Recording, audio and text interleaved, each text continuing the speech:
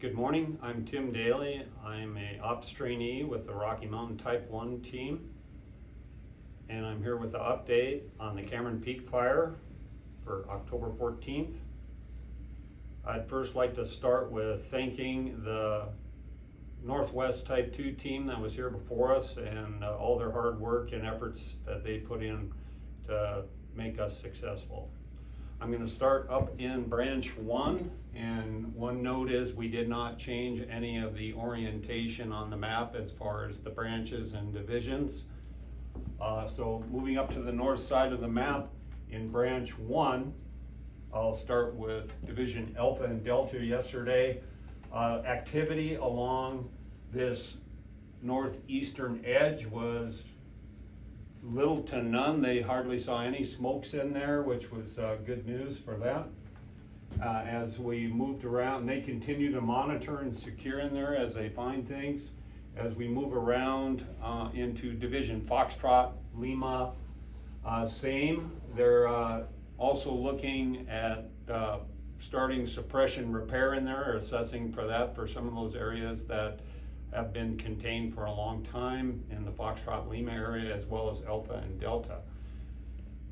They have continued a backhaul of excess supplies, and they're moving some of that equipment down to the southern part of the fire if we have needs down there for it. We are still embedded heavily in these areas, including Crystal Lakes, Red Feather, and Glacier View, monitoring and keeping an eye in those areas.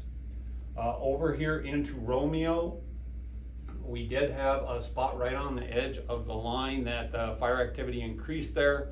So crews were going to be in there yesterday and today to take care of that and get that secured also. Not expecting any issue at this time with that, in spite of the critical fire conditions that we're facing today, as you're aware of the winds throughout the night and throughout today, with gusts up to 60 to 70 miles an hour, which will certainly increase some of the challenges that we'll be facing today. As we move down into branch 2, division Tango area, we're going to be watching that so close on that eastern edge, securing, monitoring patrol along in there. And I will also include that there is still a structured group located on the Highway 14 corridor, as well as they move up into other areas as they need to. So that structure protection group, engines and everything are still up in this part of branch 1 embedded. So back down to branch 2 and Tango, watching that line. During the night shift, the fire is very active. The report this morning was that this fire edge that is located around the Colorado State University campus area has started to move to the east. It's actually gotten across the Pingree Road, Park Road in there. We're not sure how far it has progressed across the road. Super smoky in there, so they are assessing that to determine just where and how far that has gotten.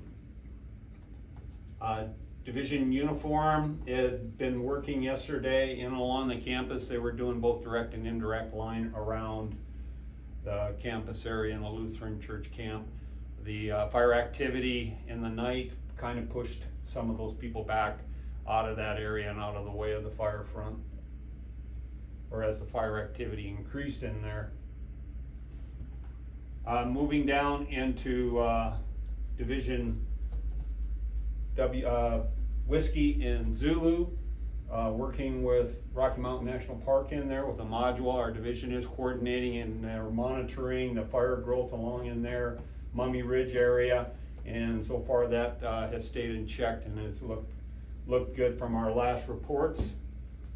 We have a division Victor out way to the east here, and they've been doing some assessments for some indirect line options and opportunity contingency lines. They're looking at some of those things as we continue to monitor out to the fire spread towards the east.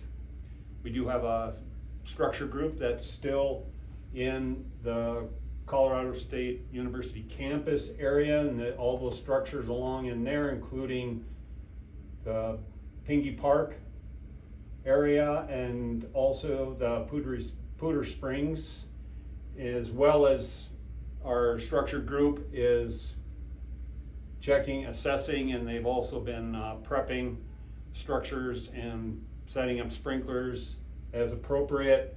And that has included areas of the Monument Gulch, Lazy D Ranch, the Poudre Springs area, and then as we head to Buckhorn Road to the east, looking at opportunities, assessing structures, and into the Crystal Park and Crystal Mountain areas, as well as further to the east and south as needed.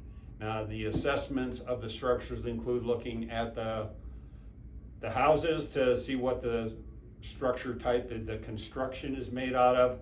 They're also assessing the defensible space that has been done or is still needed. So that would include also to look at how much prep we would need on a house, which might be some additional fuel mitigation and any of the protection measures that we might be putting in place, which could include like sprinklers and some other plumbing features, or maybe just fuel mitigation in those cases.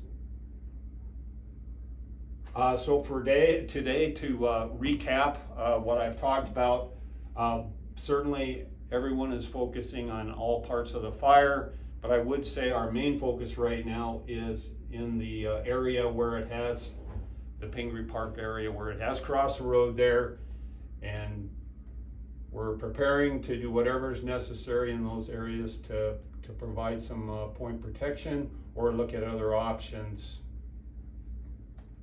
as we meet with the challenges of the weather event today. Thank you.